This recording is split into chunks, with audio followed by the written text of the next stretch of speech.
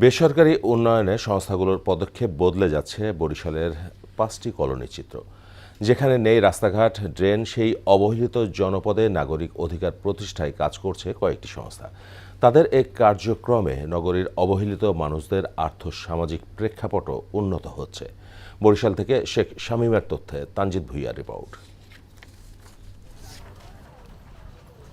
রাজনৈতিক পট পরিবর্তন, বরাদ্দ সংকট আর ব্যবস্থাপনার অভাবে সরকারিভাবে উন্নয়ন বঞ্চিত হয়ে পড়ে বরিশালের বেশ কয়েকটি বস্তি ও কলোনি। গত এক যুগেও কাঙ্ক্ষিত মাত্রার উন্নয়ন হয়নি ঘনবসতি এসব এলাকাগুলোতে। নগরীর ভাটারা খাল, শিশু পার্ক, বিডিএস, নামারচর ও বঙ্গবন্ধু কলোনিতে নিম্ন আয়ের প্রায় 1.5 লক্ষ মানুষের বসবাস।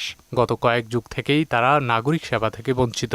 50 বছরের বন্যাকে মাথায় রেখে এবং আগামী 50 বছরে যে বন্যায় যদি ক্ষতিগ্রস্ত না হয় সেটা আমরা বিবেচনা করে আমরা জলবায়ু সহনশীল করে আমরা বাস্তবায়ন করেছি।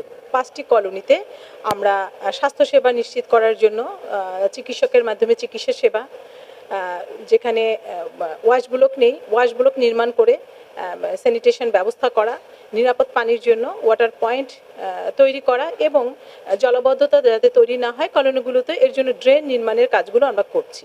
এ সময়ে বেসরকারি উন্নয়ন সংস্থা KfW ব্রেকের অর্থায়নে আবাস ও খ্রিস্টান এইডের ব্যবস্থাপনায় নির্মাণ করা হয় ড্রেন, রাস্তা, ওয়াশ ব্লক।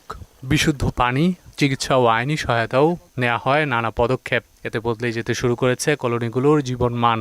রিমালে ক্ষতিগ্রস্ত বা রিমালে যখন পানিতে ভরে গেল তখন কিন্তু অনেক লোক এবং আমাদের কলোনিবাসীরা যারা আমাদের উপকারভোগী তারা তাদের পরিবারের জিনিসপত্র এবং তারা হচ্ছে যে নিজেরাও ওই সেই ড্রেন এমনকি ল্যাট্রিনের যে উঁচু জায়গাটা সেখানে তারা অবস্থান করেছে। সুতরাং আমি বিশ্বাস করি যেটা এই এলাকার মানুষের সহযোগিতায় যে কাজটা করা সম্ভব হয়েছে সেটাই মানুষদের জন্য আসলে উপকারে লাগবে। সুদবিহীন ব্যাংকিং এ আত্মশুদ্ধির পথ এনআরবিসি ব্যাংকের ইসলামিক ব্যাংকিং আল আমিন। উন্নয়ন বঞ্চিত বাকি স্থানগুলো চিহ্নিত করে আরও কাজ করার কথা জানান এই উন্নয়ন কর্মী। যে সব জায়গায় আসলে বেশি উন্নয়ন হচ্ছে না সেই জায়গাগুলো যারা পিছিয়ে আছে, আমরা উন্নয়ন সংগঠনগুলো সেই রকম জায়গাগুলোতে আমরা উন্নয়ন সেবা দিচ্ছি। সেখানে নারী ও শিশুর অধিকার বাস্তবায়নের জন্য আমরা কাজ করছি এবং সেই জায়গায় মানুষের স্বাস্থ্য সেবা থেকে শুরু করে অর্থনৈতিক উপার্জনের জন্য আমাদের যতটা সাপোর্ট দেওয়ার ততটা আমরা উন্নয়ন সংগঠনগুলো করে যাচ্ছি। সরকারের পাশাপাশি উন্নয়ন সংস্থাগুলো এদের সমস্যা সমাধানে এগিয়ে আসবে এমনটাই প্রত্যাশা সবার। তানজিদ ভুঁইয়া, মোহনা সংবাদ।